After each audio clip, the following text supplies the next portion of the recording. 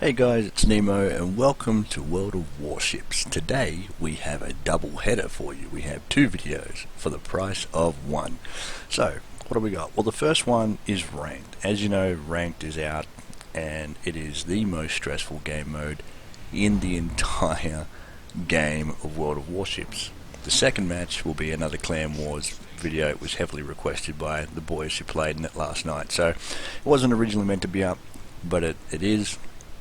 And we were laughing the whole time through it. As I said, enjoy your Clan Wars. But for now we've got Ranked. Now, Ranked adds out again. It is tier 9 and the usual suspects are popping up. Musashi everywhere. You've got Kronstadts and things like that. And you have your top DDs, and your top DDs for this season, like every other tier 9 Ranked season, the Kitakazi and the Jutland. The Jutland is just I think it's the best DD for the meta. She has so many tools, she has great stealth, and she's got rapid firing little guns. Yes, the Kitakazi's got rapid firing guns, but the Kita doesn't have Hydro, and the Kita doesn't have a heal. So, Ranked season, as I said, can be extremely stressful. Now what you want to do is set yourself a goal. I usually set myself a goal for rank 10. I think it's quite easily and achievable. And once I get there, I stop. I'm done. Sometimes I'll dabble in and have another couple of games and things like that, just because it's a great way to earn credits even if you aren't winning all the time. But it's also a great way to build a little bit of experience. Now, one thing you have to remember in Ranked is that this is not a team game. Unfortunately, Ranked is all about you and you alone. It's the most selfish game mode, and I believe that's why it's the most stressful game mode, because people don't come out here to play for a team, they come out here to play for themselves. And because that's the way it is, that's the way you have to play, unfortunately.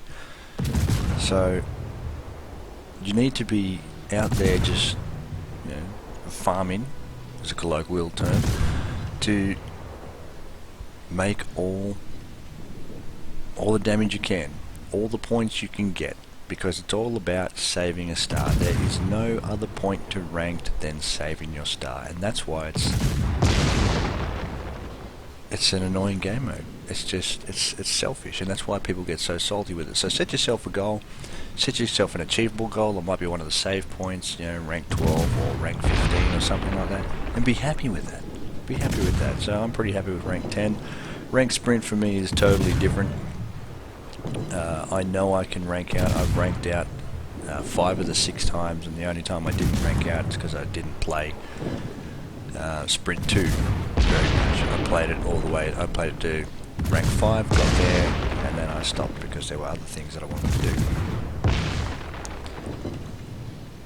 But in normal ranked, long season ranked, I just take it easy. I know that I can get to rank 10 quite easily.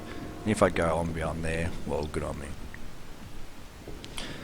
So the Jutland here is the best DD, and this is one of the reasons why. Look at that detection. You have 5.7 detection. You can take off like a rocket. She just launches off real quickly there, and you can keep things spotted. You have probably, unless you're playing against I think the Yugamo has a better stealth, but the Yugamo I would not use. I've seen people using Yugamos, Mogadors, Tashkents, and you just haven't got the same impact as what you do when playing either the Jutland or the Kitakazi. Now this John Bart here, his position is not bad for 6 versus 6 ranked battles. The only problem is that to be effective in that position you need a screen, and he hasn't got anyone screening him from the flank. So the Sabuki, as you can see, is sailing around the back. I'm not sure what he's doing, but I need to make sure that I'm not going to get targeted by his torpedoes. So I don't want to hang around too long. Remember, you never sit still in the smoke screen. That's why. Shots coming in. The higher you get, yeah, well, that's not always true, is it? But usually the higher you get, the higher the skill gap, and people can do things such as hitting you in the smoke firing. You see me do smoke firing a lot in my videos. Now, I was lucky there. I managed to hit him under one of the turrets and get a detonation. So, because he only took 2 torpedoes, so without the detonation he wouldn't have been dead. Now, where my RPF is pointing, it makes me decide here to reverse out.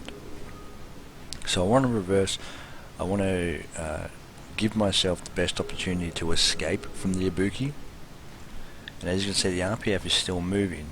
Until I get eyes on him, then I'm not going to commit to moving around and going out that flank.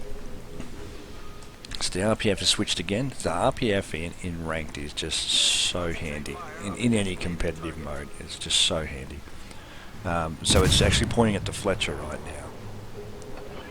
Or at least at the square the Fletcher is in. So when you're using RPF, it doesn't point to the ship. It points to the square that the closest ship is in. And that's why you'll see it sort of flip every now and then. If they're halfway between a square and they go from one square to another, you will actually see quite a big deviation in the RPF, the way it turns.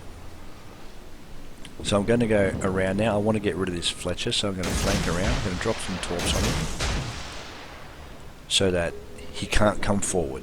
If he does come forward and he manages to miss the torpedoes, it'll likely be that he's bow on, which will put him in front of our Benham and our Missouri.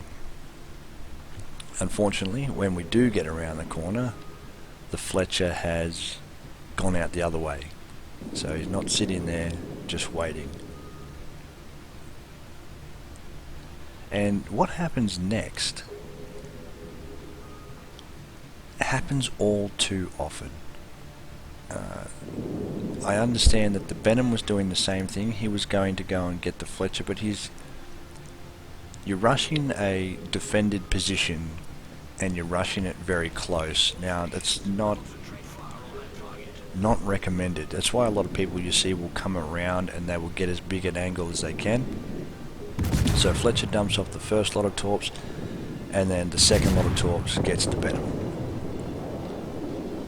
And we almost had a full health Benham there, and that was just that's a bit of a waste. You know, it's not using your ship in a, I'm not going to say correct manner, but in a manner that benefit people. And see, that's the thing with ranked. It's not about benefiting the team. It's all about benefiting yourself. And that's why that's why this game mode stresses people out so much. So we go dark. Now we get spotted again briefly here because the bloom, you see the gunfire and bloom on the minimap, it hasn't come down.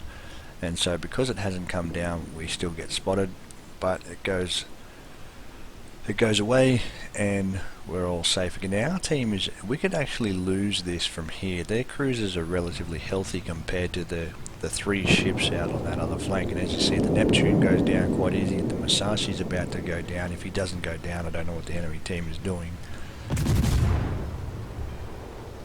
And our other Alaska is quite low as well.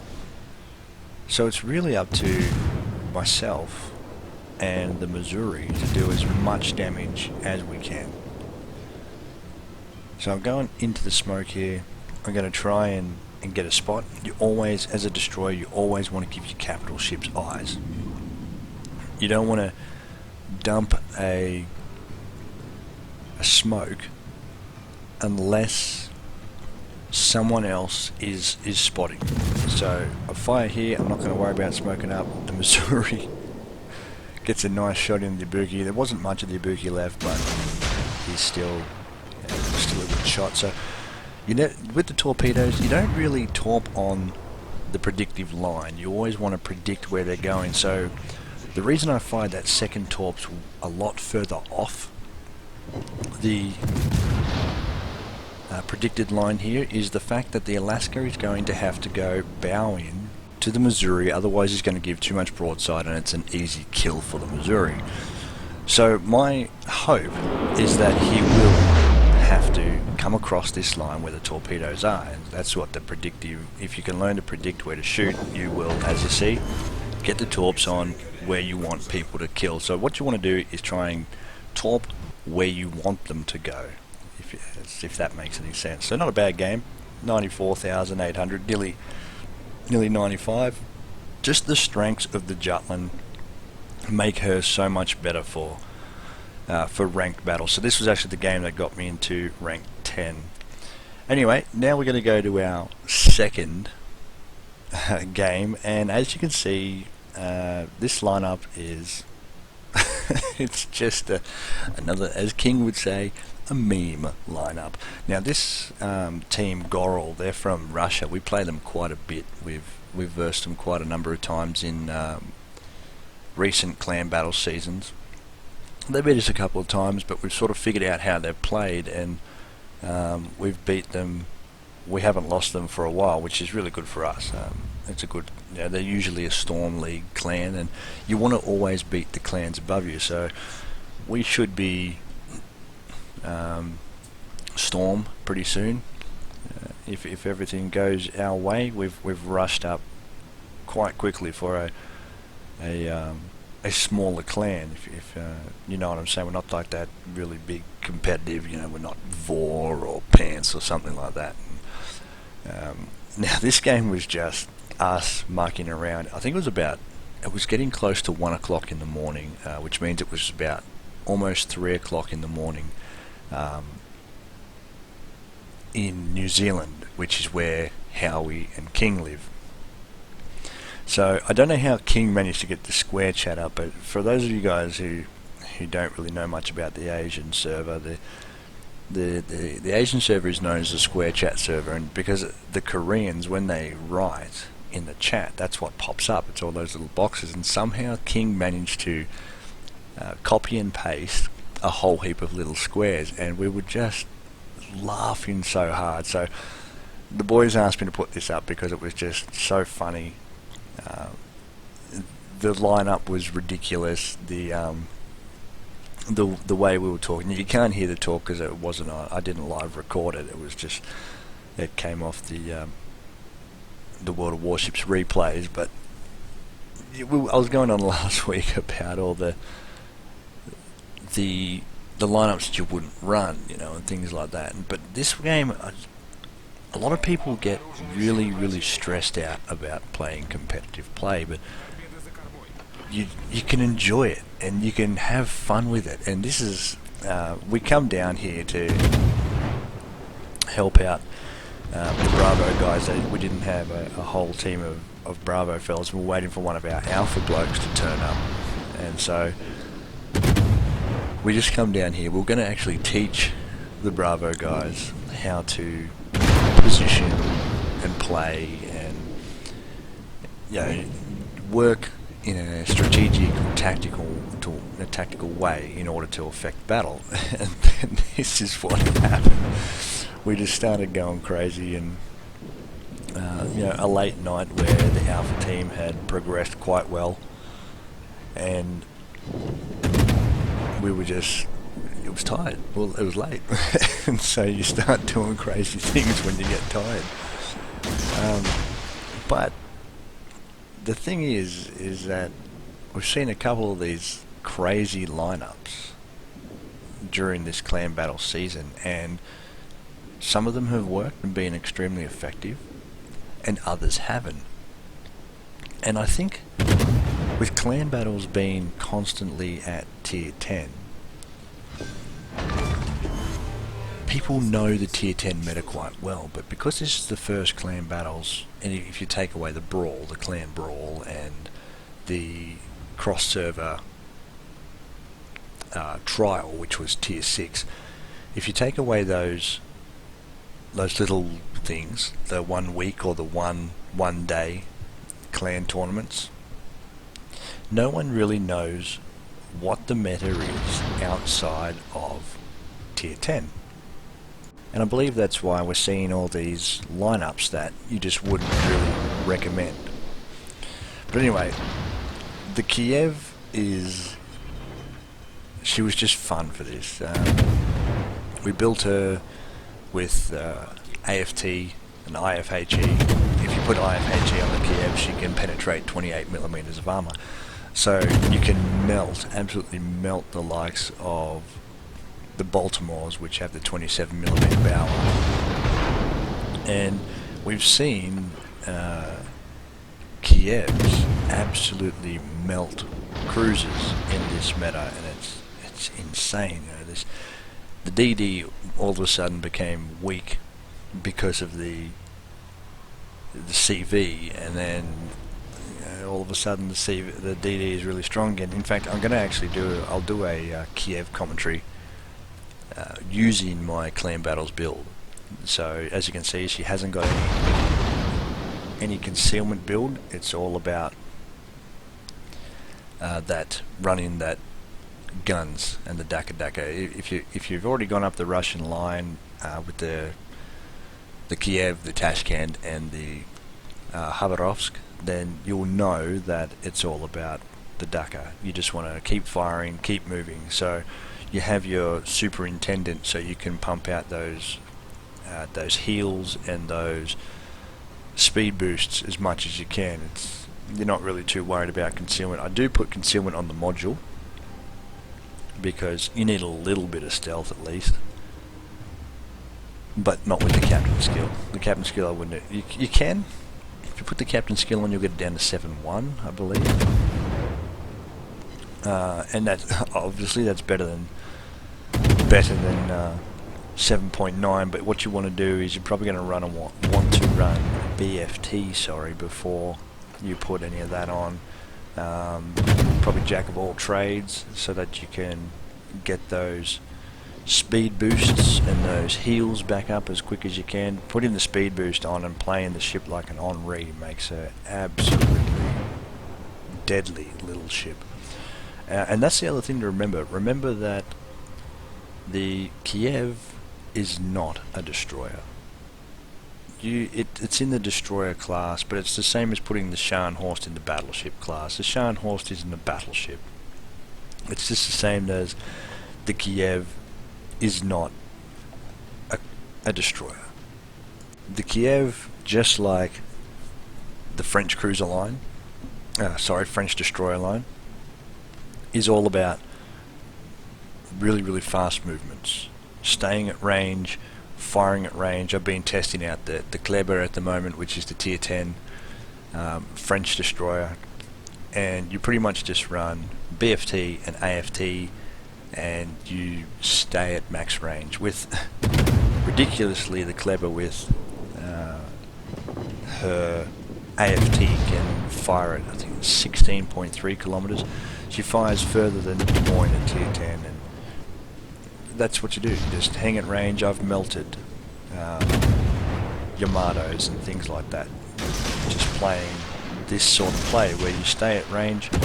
Now we got the kill there. Well, Jig's got the kill there, and we were laughing because he says, "Oh look, Nemo, look at your torpedoes." He said there was no threat on my person at all from the enemy Kagero. He said the main threat there was your torpedoes coming into T and kill me. In fact, later on in the night we had one battle where I think it was the last battle of the night, and we just went out there and we obliterated the enemy team and had fun, and I ended up just shooting Jigs and getting him killed because we were just fucking around.